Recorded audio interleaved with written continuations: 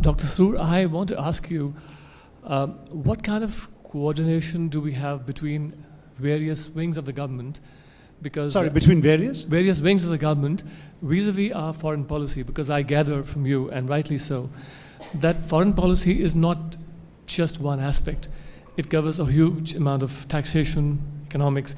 For example, India has been badly criticized for getting the retrospective amendment. During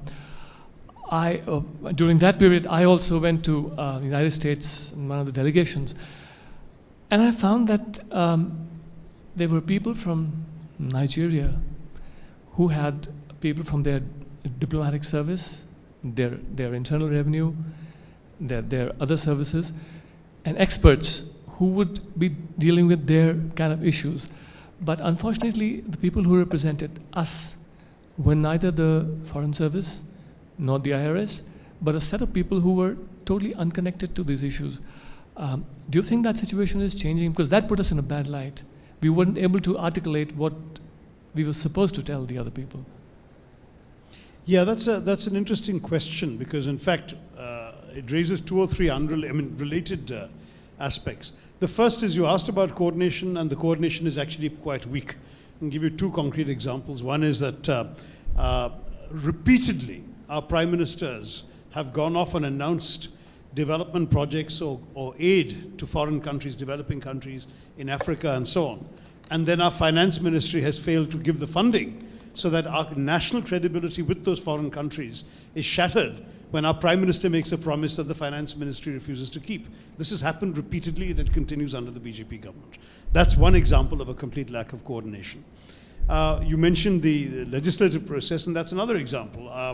We have a constitutional amendment that needs to be passed by both houses with a two-thirds majority in order to regularize a long-running, unnecessary sore in our relations with Bangladesh.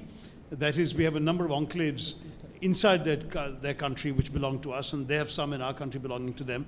And it's basically a straight swap. We would not be surrendering 1 inch of land that we currently control, and nor would they be surrendering 1 inch of land they control. It just so happens that when you add up the numbers of square feet, they're getting a little more. Now, there are some petty objections, particularly, unfortunately, I'll be very blunt, by branches of the current ruling party that are holding this up. When the constitutional amendment was brought by the present government to my committee, we passed it in record time unanimously, and I worked to get all the parties on board, including, frankly, the TMC from West Bengal, which had earlier opposed it. We worked on the Chief Minister, she agreed, and we passed it unanimously with no dissent from the TMC members. And then it's been sitting with the government for 6 months. They're simply not finding the political courage to bring this to Parliament for a vote. And every time we ask, they won't accept that. They'll say, no, it's coming, it's coming. But there has been no obstacle since the 1st of October. There's been no obstacle to actually bringing it to Parliament. So politics, the legislative process, all of these things can also undermine our foreign policy. On the second aspect you raised of the different kinds of people in our diplomatic representations abroad, the fact is the Indian Foreign Service is deeply understaffed. So, give you some numbers.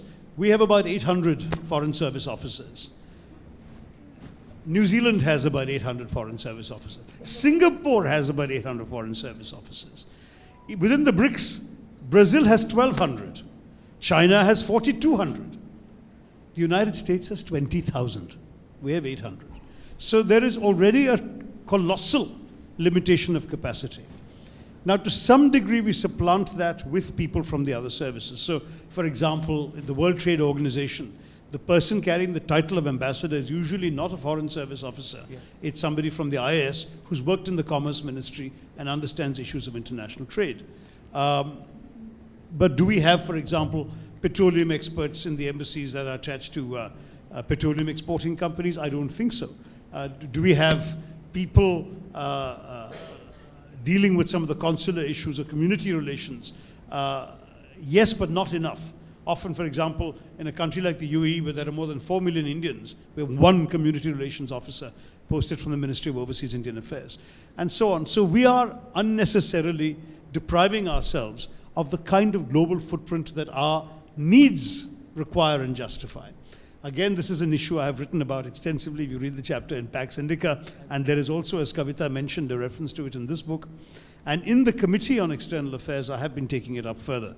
We've had a couple of sessions with the Foreign Secretary in which we have drilled these concerns in. And then the third issue I'm concerned about is when the Cabinet even decides to expand the Foreign Service is very self-protective. So they'll say, okay, we'll take more people every year out of the UPSC examinations, which means that to fill in the gaps that exist today, it'll take 10 years for the chap being hired today to be trained. What they need to have the courage to do is accept mid-career recruitment, not only from the other services, but also from the private sector, from academia. You know, when that whole Sharm el-Sheikh disaster occurred with Prime Minister Manmohan Singh's visit, I discovered there was not one Baloch expert in the entire Ministry of External Affairs. Not one person either knew Baloch or specialized in Balochistan. And there we were making an international spectacle of ourselves over Balochistan. A second example is that for climate change negotiations, we have practically nobody who specialized in that. These are generalist diplomats going and making political points. I wanted to open some embassies in the Spanish-speaking countries. We have 19 Latin American ambassadors in Delhi, and we only have 3, I think, or 4 Indians there. Turns out we didn't have the staff, and in any case, even if the ones we had didn't speak Spanish, so we couldn't open an embassy. Now, these are the kinds of things which show that we could benefit from mid-career recruitment.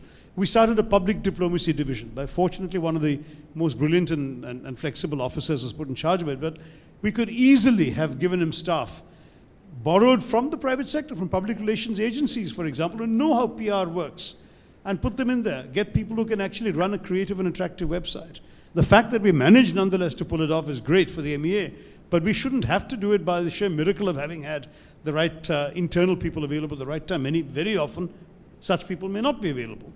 Why can't the government of India, and particularly the Ministry of External Affairs, be willing to reach out? Finally, I also feel that the exam no longer serves the purpose. There was a time when the Foreign Service was the most desirable service in the country. In fact, through the 50s, 60s, and 70s, if you weren't in the top 10 of the UPSC examinations, you couldn't make it to the Foreign Service. The IAS came after that. Today, not only the IAS, but the customs and revenue services, the taxwalas, and the police service are more desirable than the Foreign Service. Because the glamour of foreign travel has long since disappeared and anyone can go. With the result that we are increasingly being represented, we're hiring in the Foreign Service people who don't want to be diplomats, have no talent, no curiosity for the outside world, no ability to talk to foreigners and persuade them, nothing. They're there because they really wanted to be police officers or customs officers and they couldn't get in. So they've taken the Foreign Service. Now that is unacceptable for a country like ours in this internationally connected, networked world I talked about.